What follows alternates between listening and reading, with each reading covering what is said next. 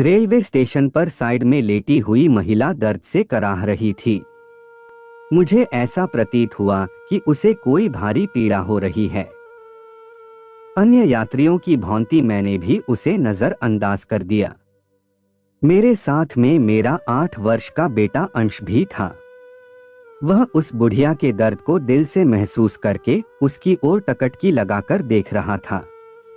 पापा, ये बुढ़िया क्यों चिल्ला रही है? इसे क्या परेशानी है? अंश ने मुझसे पूछा और तब मैंने जवाब दिया, बेटा इसे कहीं दर्द हो रहा होगा या फिर इसे कोई अन्य परेशानी होगी। पापा, गाड़ी तो 1 घंटा लेट है, अंश फिर बोला और मैंने हाँ में जवाब दिया। यह तो बहुत कमजोर हो गई है, बेचारी दर्द से कितना कराह रही है। पापा, क्यों न इसे हम दवाई दिला दें? अंश ने जब मुझे कहा तो मैंने उसे समझाते हुए कहा, बेटा हम इसे दवाई क्यों दिलाएं? हम तो इसे जानते तक नहीं है और देखो कितनी गंदी है। लगता है कई दिनों से नहाई भी नहीं है। कोई देखेगा तो हमारा मजाक बनाएगा। पापा, आप ही तो कहते थे कि गरीबों और असहायों की जो मदद करता है तो भगवान उस पर सदा मेहरबान रहते हैं।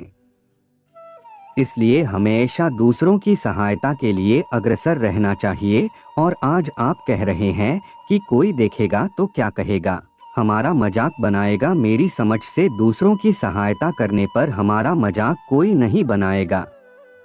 अगर पापा कोई बनाता है तो बनाने दो, हमें अपने कार्य पर ध्यान देना चाहिए। ऐसा आप और मौत दोनों लोग कहते थे, परंतु आज आप। अंश ने मुझे उल्टा समझाते हुए कहा। तब मैंने फिर उसे समझाकर बताया कि बेटा वह नाटक कर रही है, इसे कहीं दर्द नहीं हो रहा है। मैं ऐसी औरतों को भलीभांति जानता हूँ। नहीं पापा, यह नाटक नहीं कर रही है, मैं जाकर देखता हूँ। इतना कहकर अंश दौड़कर बुढ़िया के पास जाकर फिर बोला, पापा जल्दी आओ, देखो इन्हें कितनी तेज बुखार है। मैंने जानबूझकर उसके बुलाने की आवाज को अनसुना कर दिया, परंतु अंश के बार बार बुलाने पर मैं उसके पास गया और देखा कि बुढ़िया काफी गंदी है और बुखार की तपन से कराह रही है। पापा चलो इन्हें दवाई दिलाकर आते हैं। अंश ने फिर मुझसे एक उम्मीद भरी नजर से देखकर कहा। मैंने भी आवेश में आकर कह दिया, चलो चलते हैं। मेरा इतना कहने पर अंक के चेहरे पर खुशी की झलक दिखाई देने लगी थी, जो कि कुछ क्षण पहले अदृश्य थी। यह देख मेरे दिल में उस असहाय महिला की मदद करने के लिए दिल में श्रद्धा और प्रेम भाव जागृत होने लगा था। पास के दवाद घर से हमने उस बुढ़िया को दवा दिलाई। कुछ देर बाद उस बुढ़िया को जब कुछ राहत मिली तब बुढ़िया हमें दुआओं की पोटली देती जा रही थी। भगवान तुम्हारा भला करें, तुम दोनों सदा सुखी रहो, तुम्हारा घर सदा धन धान्य से भरा रहे, भगवान तुम्हारे जैसे बच्चे हर मौको दे। उस बूढ़ी औरत के इन शब्दों ने मुझ पर बाणों का कार्य किया और मेरे अंदर बैठे असुर को मार भगाया। उसकी मदद करने का मुझे अंश व खुद पर फख्र महसूस हो रहा था। साथ ही असहायों की मदद करने की भावना मेरे अंदर जागृत हो चुकी थी। जब हम रेलवे स्टेशन पर पहुंचे तो वहां पर उपस्थित यात्रियों ने भी हम दोनों को दुआओं की गठरी देना शुरू कर दिया। आप दोनों उस महिला के लिए फरिश्ता हो। आपके बेटे की तारीफ जितनी की जाए उतनी कम है।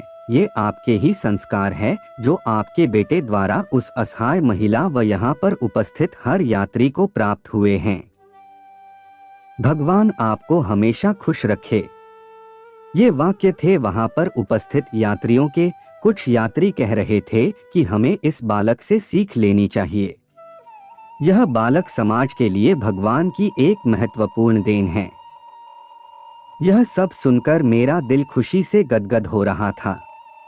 आज मैं बहुत खुश था कि ऊपर वाले ने मुझे मेरे बेटे द्वारा व बेटे के रूप में कितना अनमोल तोहफा दिया है, जिसकी मैंने कभी कल्पना भी नहीं की थी। यह सोचते सोचते मैंने अपने बेटे को सीने से लगा लिया और कहा, थैंक्स बेटा। इतना सुनकर अंग मेरे सीने से चिपक जाता है और आई लव यू पापा, आई लव यू बेटा, मैंने भी पलटकर जवाब दिया। आपका समय निकलकर हमारे साथ था, इसके लिए आपका धन्यवाद। अगली बार फिर से मिलते हैं नए और रोचक वीडियो के साथ। चैनल को सब्सक्राइब करना न भूलें। धन्यवाद और शुभकामनाएं।